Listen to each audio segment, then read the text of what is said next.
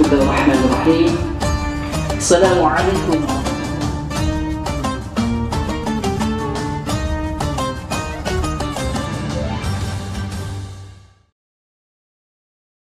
Bismillahirrahmanirrahim. Assalamualaikum warahmatullahi wabarakatuh. Bismillah, alhamdulillah, wassalatu wassalamu ala rasulillah wa ala alihi wa sahbihi wa mawalah. Rabbi shrah li sadri wa yassir li amri wahlul uqdatan min lisani yafqahu qawli. Amma ba'd. Puji syukur kita panjatkan kehadirat Allah Subhanahu wa taala. Shalawat beserta salam semoga terlimpah curah kepada Nabi besar Muhammad sallallahu alaihi wasallam. Yang kami hormati pimpinan Pondok Pesantren Al-Muhajirin Syekhuna Dr. Kiai Haji Abun Bunyamin MA. Yang kami hormati Ketua Yayasan Al-Muhajirin Ibu Dr. Hajah Ifa Faizah Rohmah MPD. Yang kami hormati Bapak Kepala Sekolah SMI 13 Bapak Haji Amit Saipul Malik MPDI. Tak lupa hadirin, mudah-mudahan dirahmati oleh Allah Subhanahu wa taala. Di sini insyaallah saya akan menjelaskan tentang ciri-ciri orang beriman. Sebagaimana Allah berfirman dalam Al-Qur'an surah Al-Anfal ayat 2 dan 3 yang berbunyi, A'udzu billahi minasy syaithanir rajim. Bismillahirrahmanirrahim. Innamal mu'minuna alladzina idza dzukirallahu wajilat qulubuhum alladzina idza dzukirallahu wajilat qulubuhum wa idza tuliyat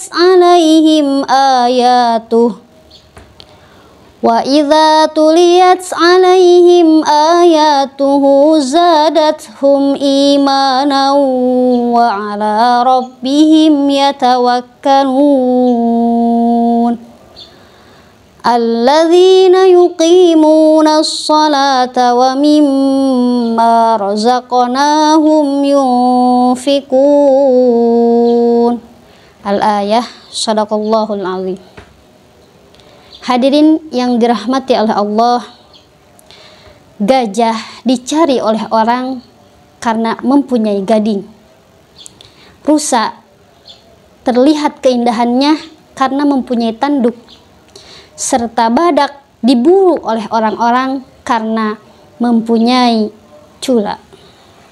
Apabila gajah tidak bergading, badak tidak bercula, dan rusa tidak mempunyai tanduk, maka seketika itu pula keindahan tidak akan nampak pada mereka. Begitupun jika nilai-nilai keimanan pada seseorang, maka orang yang beriman itu dikenal karena dia mempunyai ciri. Ciri orang yang beriman yang pertama adalah innamal mu'minuna alladzina idza dzukirallahu wajilat qulubuhum. Sesungguhnya orang-orang yang beriman apabila disebutkan nama Allah maka bergetarlah hati mereka.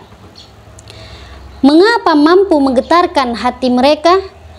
Karena sesungguhnya Allah menciptakan manusia ini dengan satu hati, di mana satu hati ini terdapat sejuta rasa, yang apabila dalam hati tersebut yang paling banyak menyimpan rasa, itulah saat kita akan hatinya gemetar. Jika hati kita dipenuhi oleh harta, oleh tahta, oleh kekayaan, oleh pangkat, oleh jabatan, maka saat itu pula hati kita akan bergetar. Namun berbeda dengan orang beriman. Orang beriman sebagian hatinya diisi oleh Allah, maka ketika nama Allah disebutkan, bergetarlah hati mereka dan menggugah jiwa mereka. Suatu kisah mengatakan ketika Rasulullah SAW sedang berbaring tertidur, maka ada orang kafir datang yang bernama Da'thur. Da'thur ini membawa pedang, ingin menghunuskan pedang tersebut ke leher Rasulullah. Ketika itu pula Da'sur berkata, "Wahai Rasul, bagaimana jika saya akan menghunuskan pedang pada lehermu?" Seketika itu pula Rasul menjawab, "Allah yang akan menjadi penolongku." Dan ketika itu pun, ketika disebutkan nama Allah oleh Rasul yang mempunyai hati yang bersih dan batin yang suci, si pedang tersebut langsung terjatuh. Dan Rasul langsung mengambil pedang itu seraya berkata kepada Da'sur, "Wahai Da'sur, apabila saya balikan pedang ini menghunus leher kamu, siapa yang akan menolongmu?" Da'sur menjawab, "Hanya permintaan maaf darimu yang dapat menolong saya."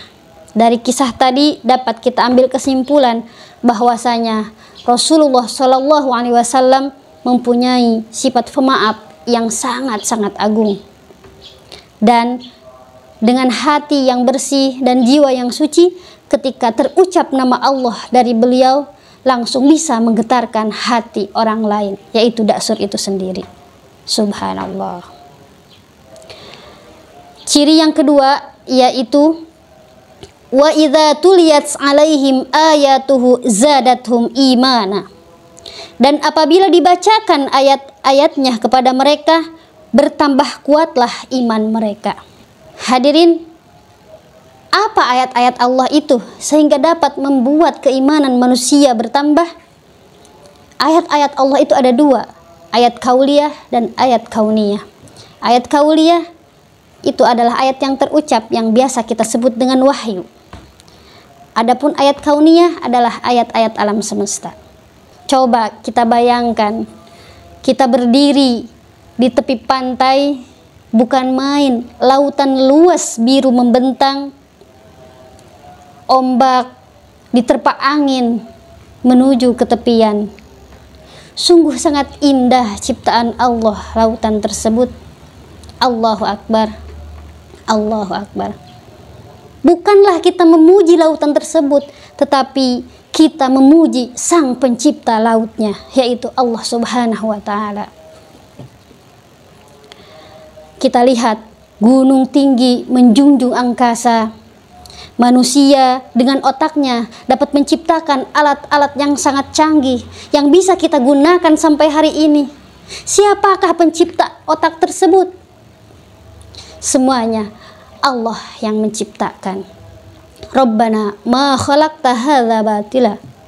Wahai Tuhanku, sesungguhnya Engkau menciptakan segala sesuatu tanpa dalam keadaan sia-sia.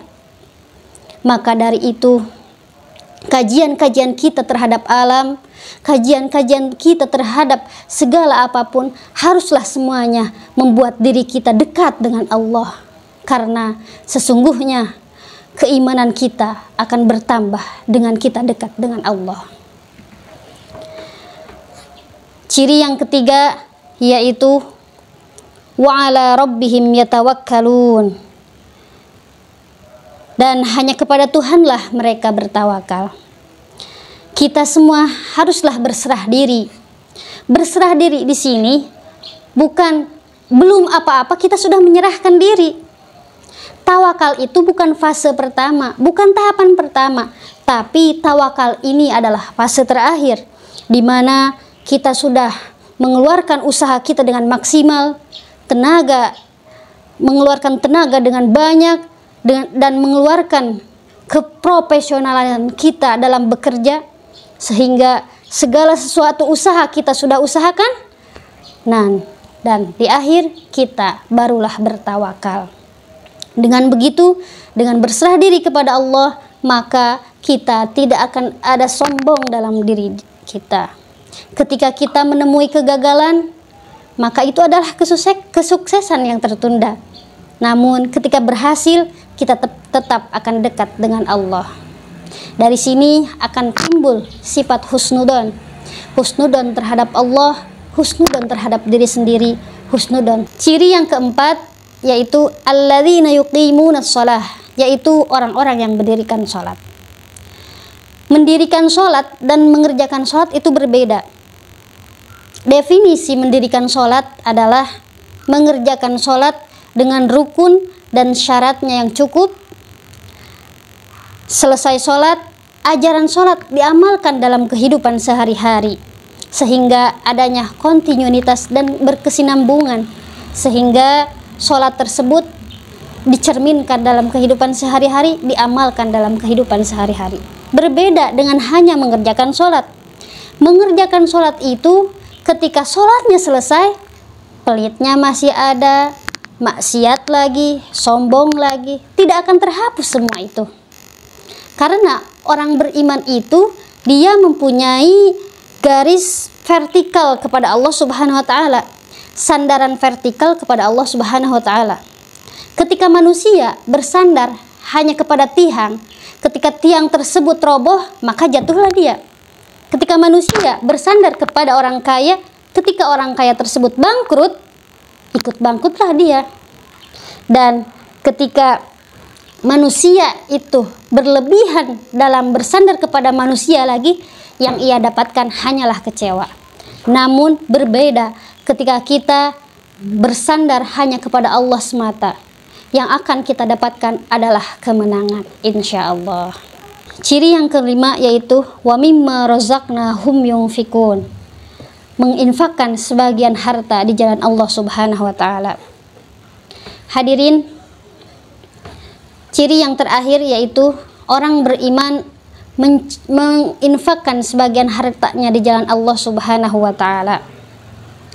Harta itu bukan tujuan, uang itu bukan tujuan, tetapi infak di jalan Allah itulah hal yang utama. Sebagaimana Allah berfirman dalam Al-Quran surah Al-Baqarah, "Mathalul ladzina yunfikuna amwalahum fi sabilillahi kamathali habbatin ambatat sab'a sanabila fi kulli sumbulatin mi'atu habbah." Perumpamaan orang yang menginfakkan hartanya di jalan Allah seperti sebutir biji yang menumbuhkan 7 tangkai. Pada setiap tangkai ada 100 biji. Masya Allah. Ketika harta kita yang ada di rumah, harta kita yang ada di bank, harta kita yang selalu kita bawa-bawa, itu semuanya sifatnya sementara. Namun harta yang kita infakkan di jalan Allah, itulah harta yang milik kita sesungguhnya. Itulah harta yang akan menemani kita kelak di akhirat nanti. Itulah harta yang akan menemani kita di akhirat nanti. Makanya ketika kita mencari uang, boleh kita mencari uang, boleh kita mencari harta, namun uang tersebut namun uang tersebut, harta tersebut jangan membuat kita diperbudak olehnya. Namun kitalah yang harus menjadikan dia budak untuk kita. Karena sesungguhnya harta yang sesungguhnya adalah harta yang diinfakkan di jalan Allah Subhanahu wa taala. Maka dari itu, mumpung kita masih di bulan Ramadan, yuk sama-sama banyak untuk infak, banyak untuk mengingat Allah, banyak untuk membaca Al-Quran, banyak untuk bertawakal kepada Allah, supaya amalan-amalan yang kita kerjakan di bulan ini bernilai ribuan pahala di hadapan Allah Subhanahu wa taala. Cukup sekian yang dapat disampaikan, kurang lebihnya mohon dimaafkan. Wassalamualaikum warahmatullahi wabarakatuh.